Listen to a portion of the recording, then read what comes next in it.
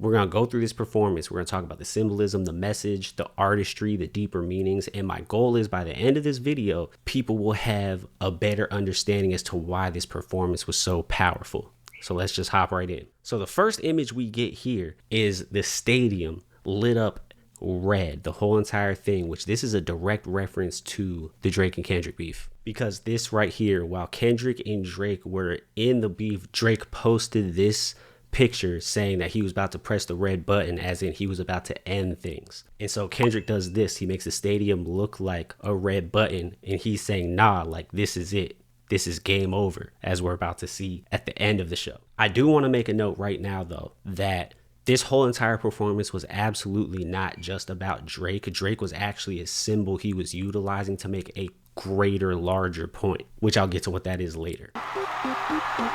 So this imagery right off the bat here, we get a PlayStation controller and we get a game loading in the background. You see that loading bar up there. And for those that don't know, this is what a PlayStation controller looks like. Notice the triangle, the square, the circle, and the X, because that's what we get right here. Triangle, square, circle, and X. It's your Uncle Sam, and this is the great American game. Now, using Samuel Jackson to personify Uncle Sam is amazing. This is also a callback to Pimp a Butterfly. In To Pimp a Butterfly, Kendrick was using Uncle Sam in the intro to the album, which he uses as a gateway into talking about different concepts of America. In this Super Bowl, Kendrick is using Uncle Sam to narrate this game that Kendrick is playing in America as a black person. The reason him opening up with this song is so powerful is, one, the Super Bowl is typically where people perform their biggest songs. And Kendrick here is opening up with an unreleased song that he's been teasing.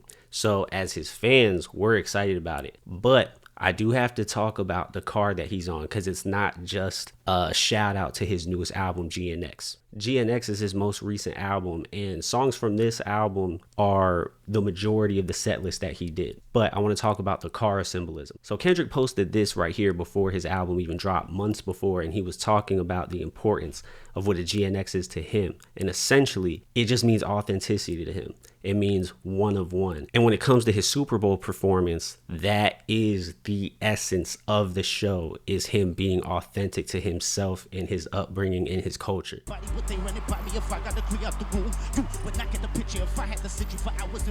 I like how he did this illusion where so many people popped out of the car, and it's because, you know, they were underneath the stage. You can see how it's feeding into the car right here. I thought that was cool. Now also notice the colors here, red, white, and blue. That's going to be important. The dancers that are in the different colors, the red, white, and blue, are always really separated from each other for the most part. But later on in the show, the colors that the dancers are wearing become a story in and of itself. After Kendrick is done with Squabble Up, Samuel Jackson pops back in. Too loud, too reckless, too ghetto. Do you really know how to play the game? Then tighten up.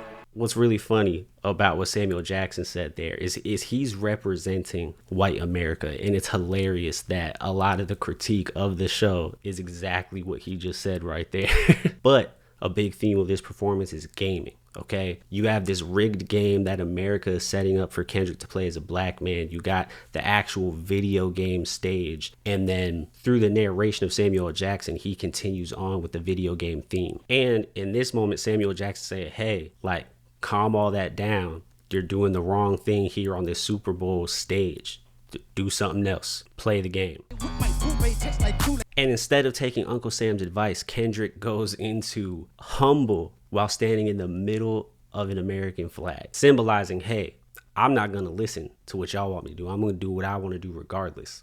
Now, with these dancers representing the American flag, we got a lot going on here that's going to start popping up as the narrative here. Yes, you have the red, white, and blue dancers forming the flag here. However, Kendrick Lamar is from Compton, and Kendrick has been very vocal about bringing the Bloods and the Crips together in unity amongst the gangs in LA. So here you have blue and red representing that as well. Earlier this year, he hosted an event called the Pop Out, where the point was to bring LA together for one night. And so, yeah, that theme's continuing here in the Super Bowl as well. Now, these people marching down the steps, I think resembles Tetris because of the shot that they're about to show. So you got the Tetris block there, and then also in Humble, the song he was just performing, he talks about Tetris in there as well.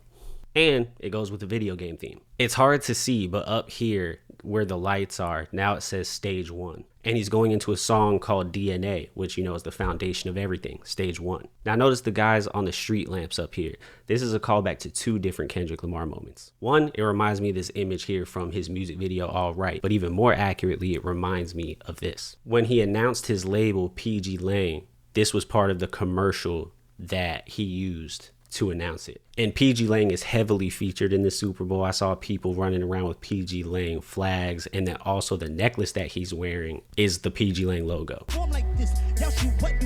So here, after he walked all the way down the field and was doing DNA, the crowd's now saying warning, wrong way. Now in a video game, you get that warning when you cross a boundary in the video game world, and it tells you to go back the other way. You're off the correct path. And if you keep going the wrong way in a video game like that, typically you die, which comes back later in this show as well. Also, he's about to perform a song called Euphoria, which was a song in the Drake beef. And so the idea of saying the wrong way, once again, is a direct reflection also of a Super Bowl set list. Like, this is not a song he should be performing at the Super Bowl. So he's playing the game wrong. So this moment comes back in a big way during Not Like Us. Notice how he's walking down the field, right? And then he's also referencing walking Drake down, as in whooping him. And then notice the poker face with him smiling. That's gonna come back in a major way during Not Like Us. Dangerously, ain't no changing me, ain't no shaming me. So that song he's performing is called Man at the Garden. Once again, another song he should not be performing at the Super Bowl, but it was really important for him to do this song. He said it's like the most important song on his album to him because it's a song about affirmation. It's a song about saying that he deserves it all the good things in his life. And I'll just let him explain why it's such a big deal to him. You know, I've grew up with cats, still to this day can't have a conversation. The most meanest, aggressive individuals, but they can't even look you in the eye and express themselves the way they want to, so they resort to other things. And when I think about that, and I know that I have the tools necessary to communicate myself properly and effectively, I gotta do it for them. I gotta make records like Reincarnated. I gotta make records like Man in the Garden. I have to, because they feel that way, but they cannot project it. And so that's why he put it on his set list. You brought your homeboys with you. The old culture cheat code. Scorekeeper, deduct 1 life. Once again, we got that video game theme going. Take away a life, cheat code. And notice how after Samuel Jackson talks about a life going away, he's now performing in the X button because he did the wrong thing. He lost a life. Also, you'll notice that he's going from button to button, which is hilarious because he's pressing everyone's buttons. We're all familiar with that phrase. Peekaboo. I just put the buggers in my chain. He said peekaboo and popped out. Ladies, Yes, Doc. I want to make a move. For sure. I want to perform their favorite song, but you know they love the sue. What song? Yeah, that song. That song? Maybe I think about it. Oh, no. Oh, you done lost your damn mind. And that is why I'm saying this performance is not centered around Drake. And he's actually using Drake as a symbol for being a part of the rigged game that he faces as a black man in America. Because notice what he brings up is the lawsuit. And this idea of corporate America, of the legal system being used against him to try to censor his artistry, is how Drake is being represented here as a part of something much greater. Because notice how Samuel Jackson also says, you must have lost your mind. And remember, Samuel Jackson is a personification of America. And so the idea of him playing Not Like Us, even though he's being sued, and it's him going against the system, which is why Samuel Jackson said he must have lost his mind. Like, stay in your place, play the game. Now, this is the section where he's about to bring out SZA. And we get that symbolism here with the S, but also this is like Snake the video game.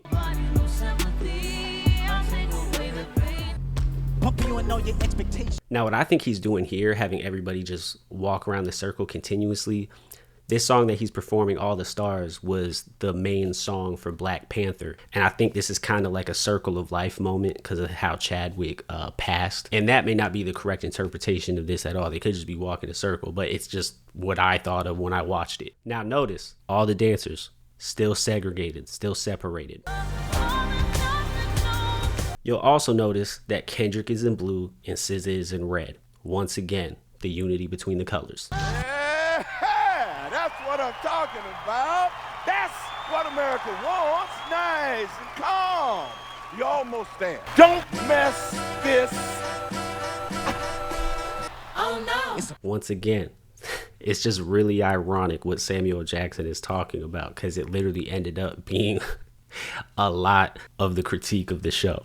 And so Kendrick doing those mainstream songs, slowing it down, getting the singing in there rather than just rapping was what America wanted to see. He's like, all right, Kendrick, you're playing the game. And then he interrupts him with Not Like Us. But let's listen to what Kendrick says before he gets into Not Like Us. It's a cultural divide. I'm going to get it on the flow. 40 acres in the mule. This is bigger than the mule. So that 40 acres in a mule reference is obviously a very popular term just in America, but also it's another shout out back to Pimp a Butterfly. That was a repeating theme on that album. It's a cultural divide. I'm going to get it on the flow. And that means a couple things. So in this imagery right here, we see the cultural divide in this imagery of the flag literally being separated and everyone turned away from each other. We also see it in all the dancers currently being segregated prior to this section of the song. And when he says the flow, he's talking about the literal Super Bowl floor, like he's showing that cultural divide, but also the flow as in he's bringing rapping to the Super Bowl. And he knows there's a cultural divide on people wanting rap at the Super Bowl. This is bigger than the music. So here he's telling you, like, this show is not just about my set list here as far as my greatest hits. This show is about the message I'm putting on display here. Yeah, they tried to rig the game, but you can't fake influence. So here he's talking about that game that America has black people play. They try to take black culture, but they can't. You can't fake that influence. You can't rig it like that. The idea of rigging what he was supposed to be performing through the lawsuit, nah. Like this song I'm about to perform is influential. It brought everybody together.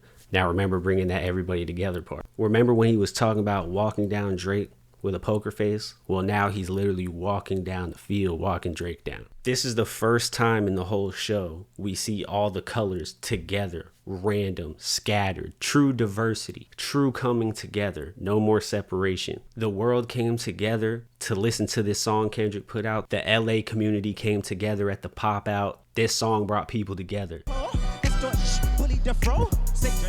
I think we all collectively went crazy when Kendrick did that and actually named Drake. Now, the context around this is Drake sued Kendrick Lamar, and people didn't know if this song was going to get performed at the Super Bowl because of that. And then also just with the topic of the song and everything, people didn't know if, the NFL would even let him perform it. And so this moment right here where he just looks directly in the camera and smiles at him, there's that poker face. He walked him down, smiled at him right in the camera. Like, you can't stop me from doing what I want to do. But more importantly, he's not telling Drake that. He's telling America that. He's telling the system that. He's telling the legal system that. He's telling Uncle Sam that. Rebelling against the system.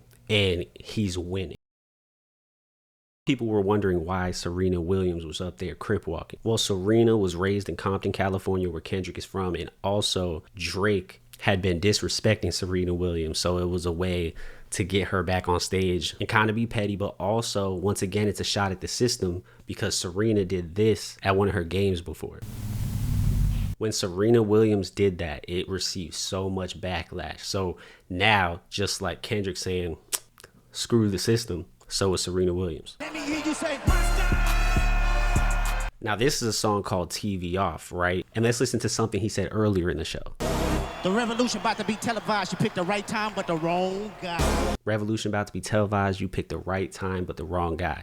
This is definitely a direct call out to where we are as a country. It's the right time for there to be a revolution. We're going through things, but you shouldn't have told Kendrick to do it because he's going to be right in your face. I'm not going to hold anything back. And so when he performs TV Off at the end, that's the full circle moment. The revolution's been televised on the TV, his performance.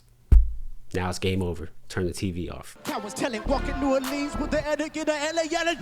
Now notice right here, everyone's back to being segregated again.